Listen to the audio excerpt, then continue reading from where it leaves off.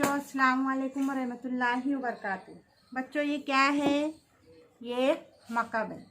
अब हम इस मकब के एक सिरे के किनारे पर पेंसिल फेर कर शक्ल बनाएंगे। जैसा हमने यहाँ पर फेरे, हाथ पेंसिल फेरे।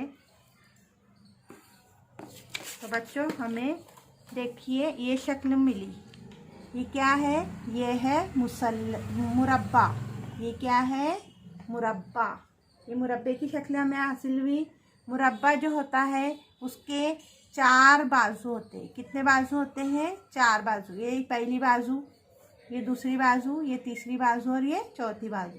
इसी तरह मुरब्बे के 4 कोने होते हैं। ये पहला कोना, ये दूसरा कोना, ये तीसरा कोना और ये चौथा कोना, है ना। और जिस तरह हमने मुस्ततील में देखे थे कि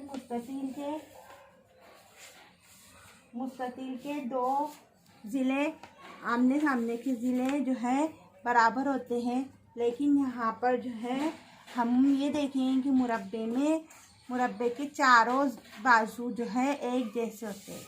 ये बाजू जितना है इतना ये बाजू है, ये बाजू जितना है उतना ये बाजू है।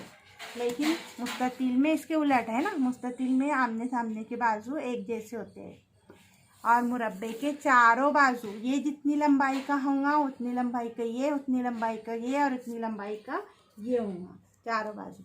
अब हम मुरब्बे की मिसालें देखते हैं। जैसे घड़ी का ये हिस्सा मुरब्बा नुमा है। उसके बाद ये मकब का ये हिस्सा मुरब्बा नुमा है। ये हम मुरब्बा बनाए हुए हैं कागज़ से। ये तार से बना हुआ मुरब्बा। और हम जो दवाई की बोतल लाते हैं, दवाई की बोतल का ये सिरा जो है मुरब्बा नुमा होता है। तो इस तरह जो है ये मुरब्बे की मिसालें हुई। तो बच्चों आप भी मुरब्बे की ऐसी मिसालें अपने अतराफ़ में तलाश कीजिए और मुरब्बा बनाना सीखिए। अल्लाह हाफिज़।